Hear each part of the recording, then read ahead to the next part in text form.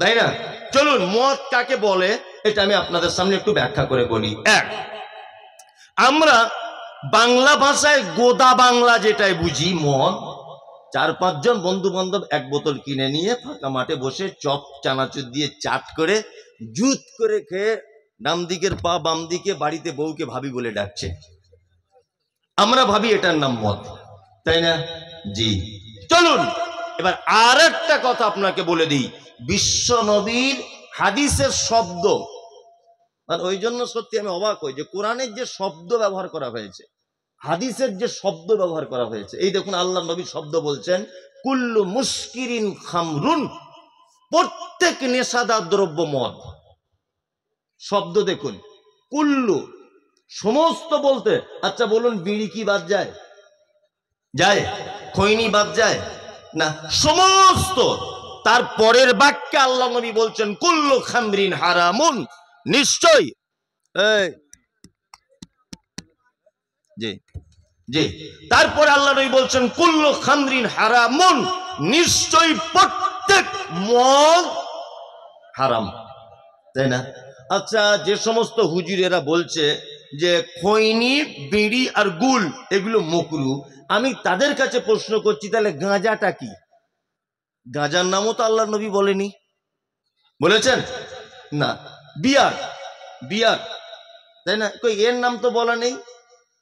এই রেড বুল, রেড বুল বলে একটা মাল পাওয়া যায় না, ওতে তো লেখা আছে নো অ্যালকোহল, শুধু এনার্জির জন্য, তাই না? 4-5টা যদি কেউ খেয়ে নেয় তার দিমাগ ঘুরবে কি ঘুরবে না? তাহলে ওটা কি তাহলে জায়েজ? নবীজি কুল্ল শব্দ ব্যবহার করেছে, মানে সমস্ত। এইবার আপনাকে আমি একটা কথা বলি, আমি কোনোদিন বিড়ি খাইনি, বিড়ি পান করিনি। আচ্ছা বলুন আমাকে যদি একসঙ্গে 10টা বিড়ি ধরিয়ে দেওয়া হয় আর আমি যদি একভাবে টানতে শুরু করে দিই, মাথা ঘুরবে কি ঘুরবে না? ঘুরবে, তাই না? ঘুরবে। আচ্ছা এবার আর একটা প্রশ্ন আপনাকে করি, এটা 1 গ্লাস পানি, তাই না? আমি এই পানিটা পুরোটা খেয়ে নিতে পারবো, আমি যদি জোর করে আরো এরকম 4 গ্লাস পানি খাই, আচ্ছা বলুন আমার মাথা ঘুরবে? ঘুরবে না। কেন এটাই মাথা ঘুরে না ওটাই ঘুরে কেন? তার মানে গন্ডগোলতে আছে, হারাম। কি বললাম বুঝলেন? আল্লাহ নবী সাল্লাল্লাহু আলাইহি ওয়াসাল্লামের হাদিস কুল্লু মুস্কিরিন খামরুন, প্রত্যেক নেশাদার দ্রব্য মদ, ও কুল্লু খামরিন হারামুন, প্রত্যেক নেশাদার জিনিস হারাম। তার মানে বোঝা গেল 1 গ্লাস মদ পান করলে যে পাপ হবে, পৃথিবীতে যত নেশার জিনিস আছে যাই আপনি খান আর পান করেন সমান পাপ। আরে পায়খানার আবার কোয়ালিটি হয়, যে এর রিক্সা চালায় বলে এর পায়খানাটা খুব গন্ধ, ও হেডমাস্টার ওরটা খুব সেন্ট, ব্যাপার আছে কোনো না? তা আল্লাহ নবী সমস্ত শব্দ ব্যবহার করছে, তো এখানে আবার ভালো মন্দের বিবেচনা আসে কি করে? হ্যাঁ আসেটা কি করে? চলুন, যাদের এখন এখানে অনেক মানুষ আছে পকেটে চেক করলে পাওয়া যাবে বিড়ি সিগারেট, মাল নিয়েই বসে আছে, আর কিছু লোক দেখবেন তাড়াতাড়ি উঠে পালাচ্ছে, আবার এসে বসছে, মানে 2 টান মেরে আসছে, ও আর সহ্য হচ্ছে না। ঠিক বলছি কিনা? আল্লাহু আকবার, আল্লাহু আকবার। আল্লাহ নবী বলেন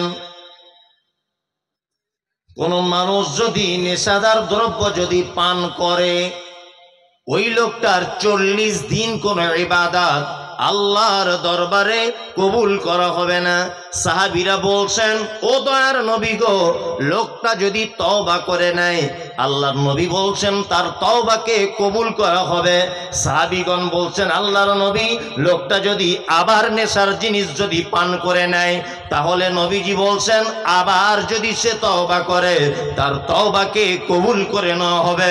সাহাবীরা বলছেন ও দয়ার নবী গো, লোকটা যদি তৃতীয়বার আবার যদি নেশার জিনিস যদি পান করে তাহলে তার কি হবে? বিশ্ব নবী তিনি বলেছেন তাকে জাহান্নামের ভিতরে নিক্ষেপ করা হবে, আর না করিবে কোনো বন্ধু কোনো উপকার, জাহান্নামে পুড়ে সেদিন হবে ছারখার। পানি পানি বলে যেদিন চিৎকার করিবে, গরম পানি আল্লাহ পান করাইবে, পিপাসায় যাবে ফেটে কলিজা। বন্ধুরে আমার তোমার কলিজা পিপাসায় সেদিন ফেটে যাবে। বিশ্ব নবী বলেছেন একজন জাহান্নামী সে আল্লাহর কাছে ডেকে বলবে, আল্লাহ গো তুমি যদি আমাকে একটু পানি দাও তাহলে বলো উপকার হবে। বিশ্ব নবী বলেছেন নেশাদার দ্রব্য পানকারী যারা নেশার জিনিস খায় পৃথিবীতে, ওদেরকে পানির পরিবর্তে তিনাতুল খাবাল বলে একটা শরবত, যেটা জাহান্নামীদের শরীরের রক্ত আর পুঁজ দিয়ে তৈরি করা হয়, এই রক্ত আর পুঁজ দিয়ে স্পেশাল করে শরবত বানিয়ে ওই নেশাদার দ্রব্য পানকারীকে দেওয়া হবে আর বলা হবে তুমি পান করতে থাকো, তুমি পান করতে থাকো।